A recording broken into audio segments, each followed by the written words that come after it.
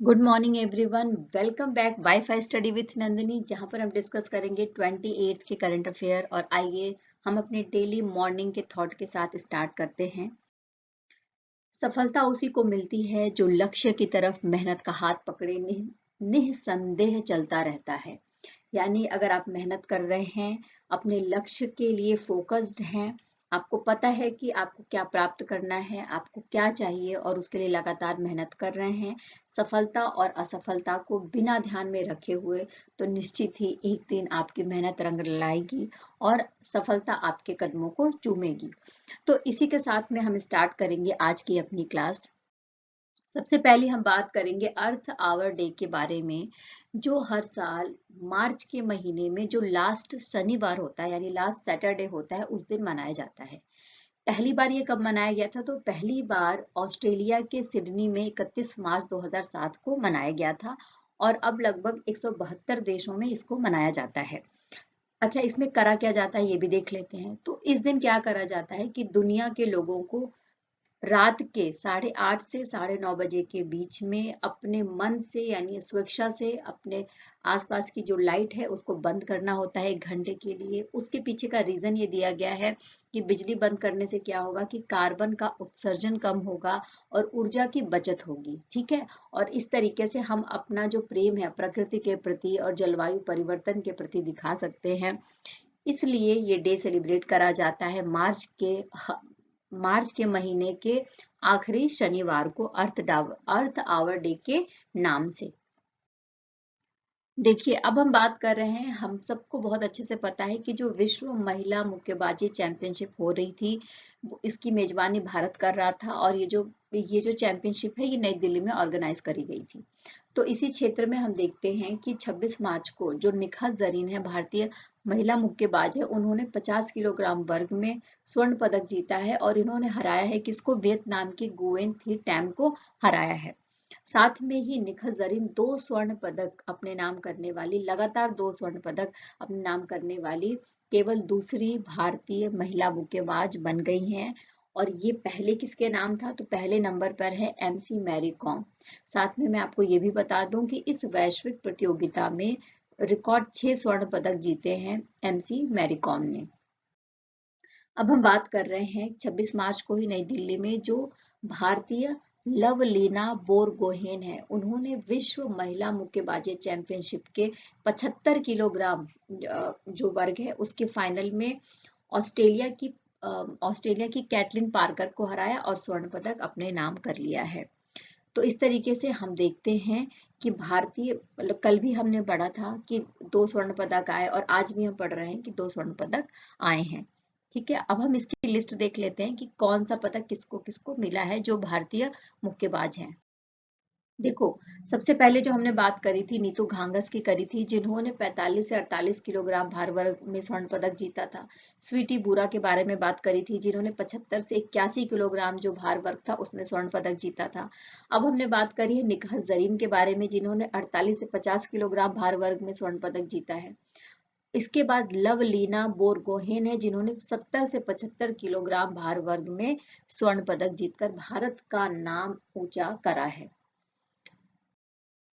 देखिए, यहाँ पर जो विश्व महिला मुक्केबाजी चैंपियनशिप जो हुई थी उसमें क्या क्या डिटेल है, किसने किस भार वर्ग में कौन जीता है, ये सारी लिस्ट दी गई है। इस लिस्ट को आप आराम से पॉज करके पढ़ सकते हैं या फिर हमारा जो टेलीग्राम का चैनल है वहां पर भी इसका लिंक शेयर कर दिया जाता है पीडीएफ के फॉर्म में, तो वहां पर भी जाकर आप इसको देख सकते हैं, पढ़ सकते हैं और नोट्स प्रिपेयर कर सकते हैं। लेकिन आपको भारतीय महिला मुक्केबाजों के नाम याद रखने बहुत जरूरी हैं, क्योंकि इन चारों मुक्केबाजों ने अलग अलग भार वर्ग में स्वर्ण पदक जीता है। अब हम बात कर रहे हैं आईडब्ल्यूएफ के बारे में। आईडब्ल्यूएफ का मतलब क्या है? International weight lifter foundation. ठीक है, यानी अंतरराष्ट्रीय भारोत्तोलन महासंघ। इसके द्वारा क्या किया गया है? विश्व युवा चैंपियनशिप आयोजित की गई है अल्बानिया के डुरेस में। तो अल्बानिया के डुरेस में ही भारतीय वेट लिफ्टर है जिनका नाम है धनुष और ज्योत्सना। इन्होंने कांस्य पदक जीता है, यानी तीसरे नंबर पर ये आए हैं। किस किस वर्ग में देख लेते हैं। तो 16 वर्ष के हैं धनुष लोगनाथन, इन्होंने पुरुषों के 49 किलोग्राम जो वर्ग है उसमें 200 किलोग्राम भार उठाकर कांस्य पदक जीता है। और 14 वर्षीय हैं जोशना साबर, इन्होंने 48 किलोग्राम वर्ग में कांस्य पदक जीता है। अगर मैं IWF यानी अंतर्राष्ट्रीय भारोत्तोलन महासंघ के बारे में बात करूं तो इसके द्वारा ही जो IWF वर्ल्ड यूथ चैंपियनशिप है वो आयोजित की जाती है हर साल, और इसमें 13 से 17 साल के जो वेट लिफ्टर हैं उनको मौका दिया जाता है। ये प्रतिभागी दो प्रतिस्पर्धाओं में भाग लेते हैं, यानी दो कंपटीशन में भाग ले सकते हैं। एक है लिफ्टो स्नैच और दूसरा है क्लीन एंड जर्क। देखो, अब हम बात कर रहे हैं नवी मुंबई में खेले गए महिला प्रीमियर लीग के पहले सीजन के बारे में। हम सबको पता है कि WPL फर्स्ट टाइम हो रहा था, भारत में आयोजित किया गया था, और कहाँ पर, नवी मुंबई के ब्रेबॉर्न स्टेडियम में। काफी ज्यादा सुर्खियों में रहा है। 26 मार्च को WPL जीत गई है कौन? मुंबई इंडियंस जीत गई है। किसे हराकर? तो दिल्ली कैपिटल्स को हराया है 7 विकेट से। WPL का उद्घाटन में भाग लेने वाली जो टीमें थी, यानी कौन कौन सी टीमें थी जो पार्टिसिपेट जिन्होंने करा था, इसके बारे में हम पहले भी पढ़ चुके हैं, एक बार फिर से देख लेते हैं। तो Mumbai Indians, royal Challengers Bangalore, Delhi Capitals, UP warriors और गुजरात जायंट्स, ये टीमें थी जिन्होंने WPL में पार्टिसिपेट किया था। अब हम बात कर रहे हैं कि जो WPL है उसके दौरान कौन कौन से पुरस्कार दिए गए हैं। देखिए, मैं सारे तो नहीं बताऊंगी, एक तो बता देती हूँ, बाकी आप वीडियो पॉज करके या टेलीग्राम के लिंक पर जाकर वहां पर अच्छे से देख सकते हैं, पढ़ सकते हैं।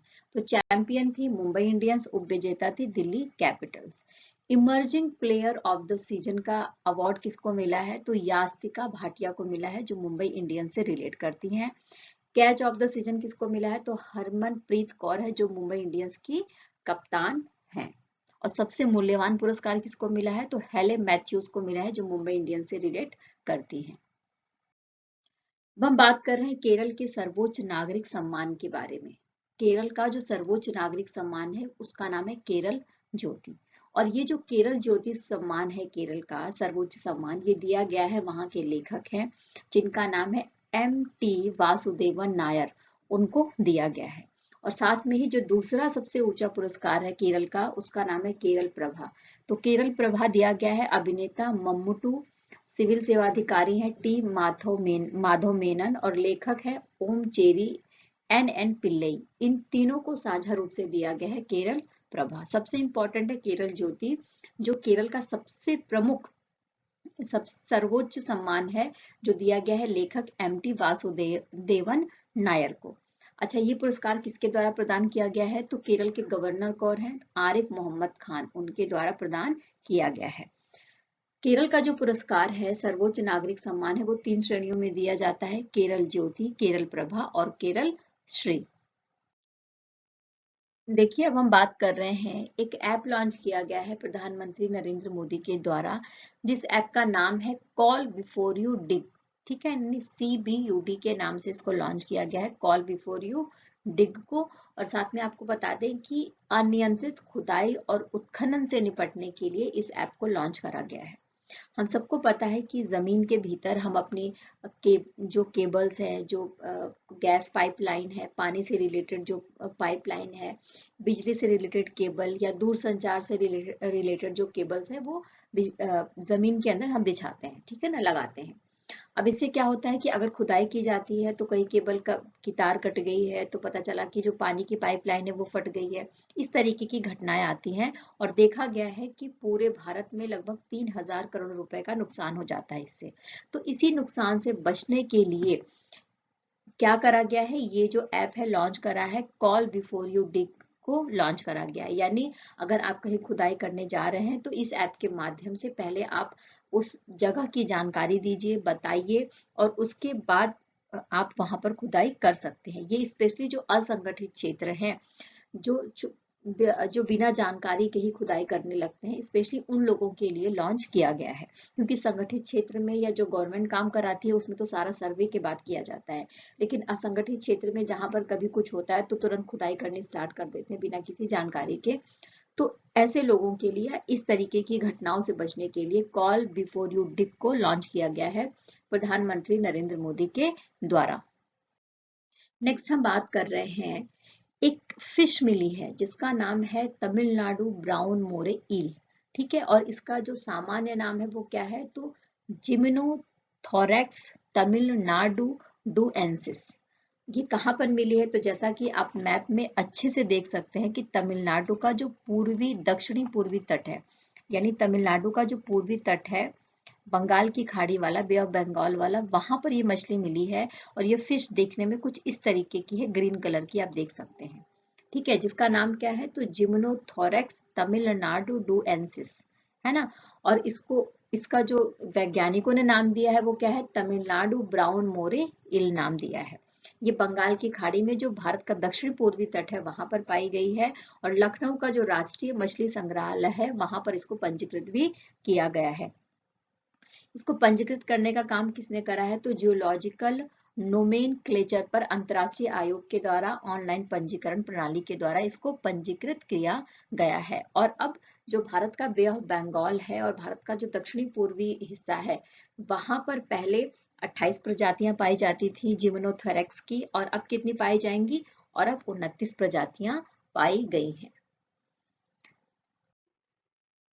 अब हम बात कर रहे हैं आईसीआईसीआई लोम्बार्ड के बारे में, जो एक जनरल इंश्योरेंस कंपनी है और इसने शुरू करा है देश के किसी भी अस्पताल में कैशलेस सुविधाओं का लाभ उठाने के लिए स्वास्थ्य बीमा पॉलिसी धारकों के लिए कहीं भी कैशलेस सुविधा। पहले ये पायलट प्रोजेक्ट के नाम पर स्टार्ट की गई थी, कुछ शहरों में कुछ जगहों पर स्टार्ट की गई थी, और अब इसको पूरे भारत में स्टार्ट कर दिया गया है कंपनी की तरफ से। अब इसमें क्या होगा, इसमें जो है जो I L take care application है, ठीक है ना, I L take care application है, इसके माध्यम से कोई भी ग्राहक अपनी जेब से पैसा खर्च नहीं करेगा। अगर उसके पास पॉलिसी है इस कंपनी की तो वो कहीं पर भी जाके कैशलेस सुविधा प्रदान प्राप्त कर सकता है मेडिकल के फील्ड में। और इसके लिए जो पॉलिसी धारक है उसको भर्ती से 24 घंटे पहले अपना पूरा विवरण, अपने नाम, अस्पताल का नाम, किस रोग के लिए इलाज कराया जा रहा है और कौन सा डॉक्टर इलाज कर रहा है, ये सारी जो बुनियादी जानकारी है वो कंपनी को देना पड़ेगा, यानी कंपनी को इन्फॉर्म करना पड़ेगा इन सारी चीजों के बारे में। और इसके बाद से वो कैशलेस सुविधा का लाभ उठा सकता है। देखिए, अब हम बात कर रहे हैं प्रसिद्ध भारतीय अभिनेता थे, स्पेशली जो मलयालम फिल्म है उससे रिलेट करते थे ये। फिल्म निर्माता भी थे, लेखक थे, राजनीतिज्ञ थे, जिनका नाम था वारिद थेक्केथला। उनको इनोसेंट के नाम से भी जाना जाता था। इनकी डेथ हो गई है 26 मार्च को, और 75 साल की उम्र के थे ये। साथ में इन्होंने मलयालम सिनेमा में जो हास्य भूमिकाएं हैं उसमें महत्वपूर्ण भूमिका निभाई थी। 700 से अधिक फिल्में की हैं, तमिल, कन्नड़, हिंदी और अंग्रेजी फिल्मों में भी इनका अभिनय देखने को हमें मिलता है। केरल राज्य फिल्म पुरस्कार और केरल फिल्म क्रिटिक्स अवार्ड भी इन्होंने जीते हैं। साथ में ही जो इरिंजल कुडा नगर पालिका है वहां से ये नगर पालिका पार्षद के रूप में भी चुने गए थे 1979 में। और साथ में आपको मैं ये भी बता दूं कि 16वीं लोकसभा में चलकुडी निर्वाचन क्षेत्र का प्रतिनिधित्व इनके द्वारा किया गया था। और इन्होंने जो है एक बुक लिखी थी जिसका नाम है अरिंजल कुड्डकू चुट्टम, है ना। तो इस बुक के लिए 2020 में इनको हास्य के क्षेत्र में केरल साहित्य अकादमी पुरस्कार मिला था। इसके अलावा इन्होंने कई सारी बुक्स लिखी हैं, जैसा कि आप देख सकते हैं, नजन, माझा कन्नड़ी, चिरुक्कू पिनिल, कलांते दिल्ली यात्रा, एथिंकड, बाजी, इस तरीके की कई सारी बुक भी इनके द्वारा लिखी है। तो इनकी अभी 26 मार्च को डेथ हो गई है 75 साल की उम्र में, और इनको इनोसेंट के नाम से भी जानते हैं, और इनका नाम है वरिद थेकेथला। इस वीडियो में इतना ही। जो भी कंटेंट है, मटेरियल है, वो पीडीएफ के फॉर्म में टेलीग्राम के लिंक पर शेयर कर दिया जाता है, तो वहां से आप नोट्स प्रिपेयर कर सकते हैं और अच्छे से पढ़ सकते हैं। आपका बहुत बहुत धन्यवाद, आपके प्यार और आपके विश्वास के लिए जो मेरे ऊपर बना हुआ है, जो मुझे मेहनत करने के लिए प्रेरित करता है। इसी के साथ में फिर से मैं कल मिलूंगी आपसे 29 मार्च के करंट अफेयर लेकर। तो तब तक के लिए take care and bye bye.